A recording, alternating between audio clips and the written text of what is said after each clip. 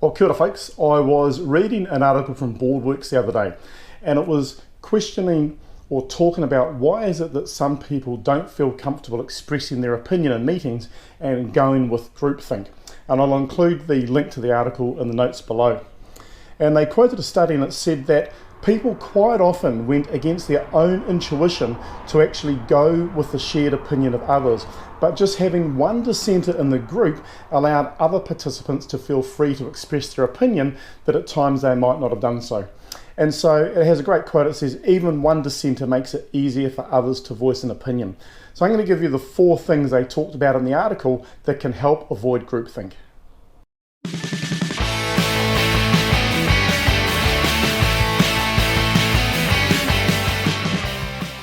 There are 4 simple points, but I can certainly relate to them. I'm sure you'll be able to as well. Point number 1, it's unlikely that you're the only one that doesn't have everything figured out. It's the old, there is no dumb question comment. And if you've ever been in a meeting with me, you'll know that I do like to ask lots of questions, simply because I see that I have a duty of care to understand the issue so we can actually have a discussion and I can contribute more. And it can be uncomfortable at times asking questions, and you do feel a little bit self-conscious, but I take the view that if I'm not sure, potentially others are exactly the same as well. The second point says, if you're too quick to join a consensus, perhaps you're missing the chance to add some value. And according to a McKinsey global study of more than 1,100 directors, only 56%, that's staggering, only 56% of directors or senior management teams said that they were prepared to have constructive or difficult discussions when they were sitting around that boardroom table. Now, obviously, it's not saying consensus is a bad thing, but more importantly, how have you arrived at that decision?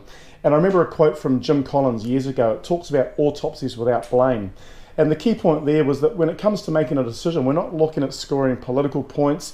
It's not an ego trip. We're just wanting to get the best information so we can ask the best questions so we can ultimately get to that best decision. The next point, number 3, was said, if you have a different view, then get on with it and share it. Because the longer you wait to share a contrary view, quite often the less likely it is that people will listen to you. And we know what it's like, once we make a decision, we tend to look for evidence to support that decision as opposed to contrary views. So if you think you need to raise something and you're not sure, then do that early. And the 4th one was, be aware of your inherent desire to be part of the group. We all like to be liked, and quite often we don't want to rock the boat, or we don't want to ask difficult questions or be in a position where we think there's a little bit of disagreement, because that makes us feel uncomfortable. And there's a story I've read a few times about a previous chair of General Motors, Alfred P. Sloan, who reportedly said during a meeting, I take it that we're all in complete agreement on the decision here. And everybody nodded their heads and said, yep, absolutely, we certainly are. And he said, well, what I propose to do then is that we postpone any more discussion around this particular matter until our next meeting. And that will give ourselves time to develop some different ideas so we can have a more robust discussion.